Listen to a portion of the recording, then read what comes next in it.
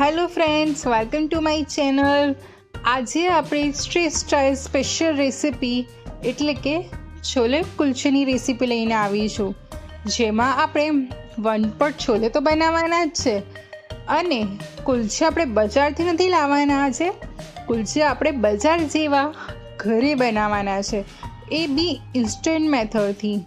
હું કુલચે બનાવવાની મેથડ અને છોલેની બંનેની ટિપ્સ તમારા સાથે આ વિડીયોમાં શેર કરવાની છે, તો વિડીયોમાં બનાવી રહેજો અને વિડીયો પસંદ આવે તો એને લાઈક કરી શેર કરજો, ચેનલ સબસ્ક્રાઈબ કરજો. તો ચલો આપણે રેસીપીની શરૂઆત કરીએ. એના માટે આપણે કુલચે બનાવવા માટે આ રીતનો 300 ગ્રામ જેટલો મેદો લીધો છે. એને આ રીતના ચાળણીમાં લઈ અને એને ચાળી લેવાનો છે.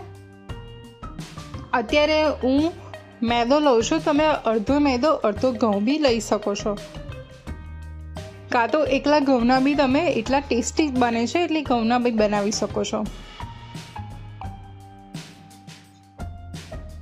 હવે મારો બધો મેદો ચડાઈ ગયો છે એટલે આપણે એમાં સ્વાદ પ્રમાણે મીઠું એડ કરી લેવાનું છે.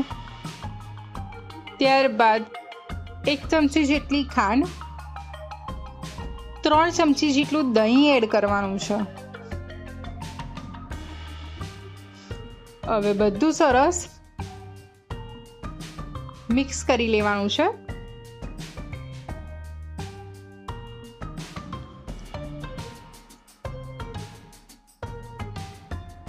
આપણે આજે આમાં ઈસ્ટનો યુઝ નથી કરી રહ્યા. આ પ્રોસેસમાં જો તમે ઈસ્ટ યુઝ કરીને બનાવી હોય તો એ બી તમે બનાવી શકો છો, પણ આ ઇન્સ્ટન્ટ મેથડ છે. હવે આમાં થોડું થોડું પાણી એડ કરી અને એકદમ આપણે ચીપચીપો ડો રેડી કરવાનો છે. હવે આપણે એમાં ઈસ્ટ નથી નાખી એટલે આથો આપવા માટે આપણે એમાં 1 ચમચી ઈનો લેવાનો છે, જે માર્કેટમાં મળે છે એ જ ઈનો લેવાનો છે. એને એક્ટિવેટ કરવા માટે 2 ચમચી જેટલું એના પર પાણી એડ કરીશું. વધારે પાણી એડ નથી કરી દેવાનું આમાં, અને એને 2 થી 3 મિનિટ મસળી લઈશું. તમે જોઈ શકો છો કે આટલો સોફ્ટ ડો રેડી કરવાનો છે એનો.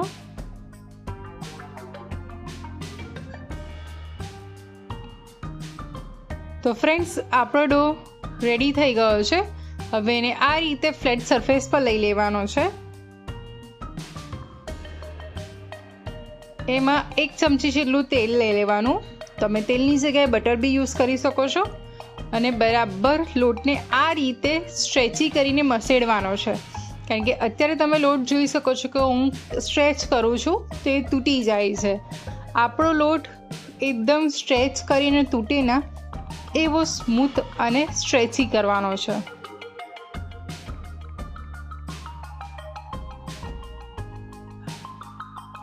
ફ્રેન્ડ્સ, તમે જોઈ શકો છો કે એકદમ સરસ એવો સ્ટ્રેચી આપણો ડો રેડી થઈ ગયો છે. હું તમને સ્ટ્રેચ કરીને બી બતાવું છું કે આપણો ડો તૂટતો નથી. તો આ રીતનો આપણે ડો રેડી કરવાનો છે.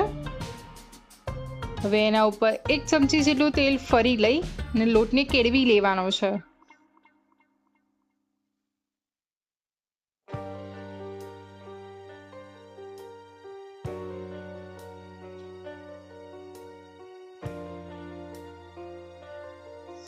આ પ્રોસેસ એટલે જરૂરી છે કે આ પ્રોસેસ કરવાથી આપણા કુલચા ફૂલશે બી ખરા, અંદરથી સોફ્ટ બનશે. જો તમે આ પ્રોસેસ નહીં કરો તો કુલચા ચવડ થઈ જશે. હવે આ ડોને આપણે એક વાસણમાં લઈ લેવાનું છે અને એને 10 મિનિટ આપણે આ ડોને રેસ્ટ આપવાનો છે. 10 મિનિટ બાદ આપણે આ ડોમાંથી એક લુવા કરી લેવાના છે. મોટી સાઈઝનું લુવું લેવાનું છે.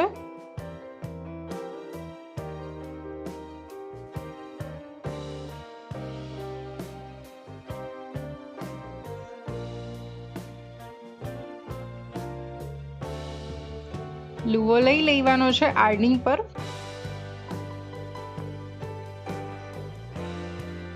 અને એને માઇનર લોટ ડસ્ટ કરવાનો છે, વધારે લોટ નથી લઈ લેવાનો.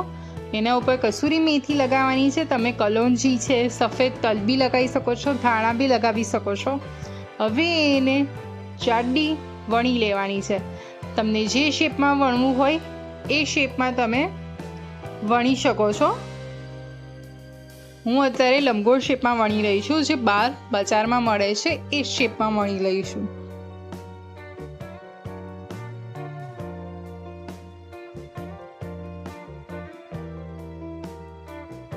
તો ફ્રેન્ડ્સ, આપણો કુલચો વણાઈ ગયો છે. આપણે વધારે લોટ ડસ્ટ કરીને નથી વણવાનો, આ રીતે જ વણવાનો છે. હું તમને બતાવી દઉં કે આટલી થિકનેસ રાખવાની કુલચાની. હવે આ રીતે તવા પર બંને કુલચા મૂકી દેવાના અને એની ઉપર 2 ચમચી જેટલું પાણી છાંટી દેવાનું છે સાઈડમાં. અને પાણી સાઈડમાં છાંટી અને તરત ઢાંકણું ઢાંકી દેવાનું છે. 5 મિનિટ બાદ આપણે એની સાઈડ ચેન્જ કરી દેવાની છે અને આ પ્રોસેસ ડ્યુરેશન તમારે ફ્લેમ લો ટુ મીડિયમ રાખવાની છે.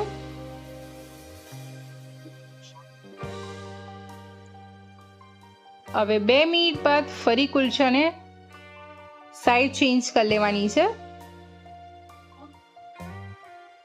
અને આ રીતે કાચા પાકા કુલચા શેકી અને એને ઠંડા થવા દેવાના છે.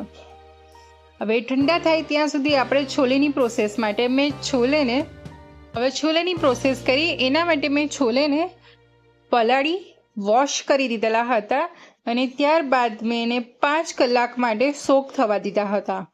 હવે એમાં સ્વાદ પ્રમાણે મીઠું, 2 ચમચી જેટલા લીલા મરચાં સમારેલા, 7 થી 8 કળી લસણની, 1 મોટો બાઉલ ડુંગળી સમારેલી, 2 નંગ ટામેટા સમારેલા. હવે પાણી એડ કરવાનું છે 2 બાઉલ જેટલું. હવે આ બધી વસ્તુને બરાબર મિક્સ કરી લેવાની છે.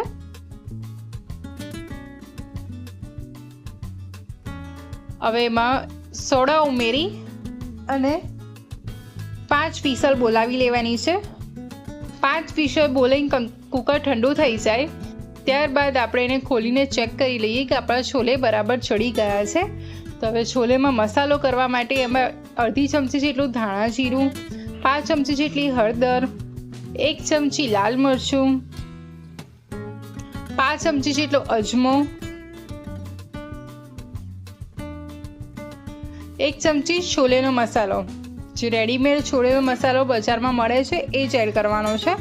હવે બધા સ્પાઇસીસ અને છોલેને સરસ મિક્સ કરી લેવાના છે.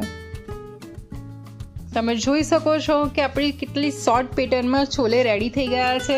યુઝ્યુઅલી આપણે છોલે બનાવતી વખતે તેલમાં ગ્રેવી બનાવીએ, ત્યારબાદ આપણે છોલે બાફીને એડ કરવાના. એ બહુ લાંબી પ્રોસેસની જગ્યાએ તમારે આ શોર્ટ પ્રોસેસમાં ટેસ્ટી એવા છોલે રેડી થઈ જશે. હવે 7 થી 8 મિનિટ આ છોલેને આપણે સરસ ઉકાળવા દેવાના છે કે જેથી એના સ્પાઇસીસ અને છોલે બરાબર મિક્સ થઈ જાય. હવે આ છોલે પર એક ઇમ્પોર્ટન્ટ તડકો મારવાનો છે. એના માટે આપણે તડકા પેનમાં તેલ લઈ લેવાનું છે. 3 ચમચી જેટલું તેલ લેવાનું છે. એમાં આ રીતે આદુની સ્લિટ્સ કટ કરેલી એડ કરવાની છે અને 1-2 મિનિટ આદુને સરસ તેલમાં સંતળાવા દેવાનું છે. આદુ સરસ તેલમાં સંતળાઈ જાય એટલે અડધી ચમચી જેટલી કસૂરી મેથી એડ કરી અને આ વઘારને આપણે છોલે પર પોર કરી દેવાનો છે. તમે જોઈ શકો છો કેટલા ઓછા તેલમાં આપણા 1 પોટ છોલે રેડી થઈ ગયા છે. તો આપણા ડિલિશિયસ છોલે રેડી થઈ ગયા છે અને કુલચા બી ઠંડા થઈ ગયા છે. એટલે એ કુલચાને ફરી આપણે શેકવાના છે. એના માટે અત્યારે મેં માખણ લગાવી રહી છું, એટલે કે વ્હાઈટ બટર. બંને સાઈડ એપ્લાય કરી અને સરસ એવા રેડ કલરના શેકવાના છે. જો ગેસ્ટ આવે તો તમે આ રીતે પહેલાં કાચા પાકા કુલચાને શેકી અને તમે ઠંડા થવા દો અને ગેસ્ટ આવે ત્યારે ગરમ ગરમ આ રીતે કુલચા શેકી અને ગરમા ગરમ છોલે કુલચા સર્વ કરી શકો છો. તો તમારા ઘરે આ છોલે કુલચેની રેસીપી જરૂરથી બનાવજો. હવે નેક્સ્ટ ટાઈમ તમે બી બજારથી નહીં લાવો કુલચે, ઘરે જ બનાવશો. તમને મારી આ રેસીપી કેવી લાગી કોમેન્ટમાં જણાવજો. આવી બીજી ટેસ્ટી અને યુનિક રેસીપી સાથે ફરી મળીશ. આવજો. જય શ્રી કૃષ્ણ.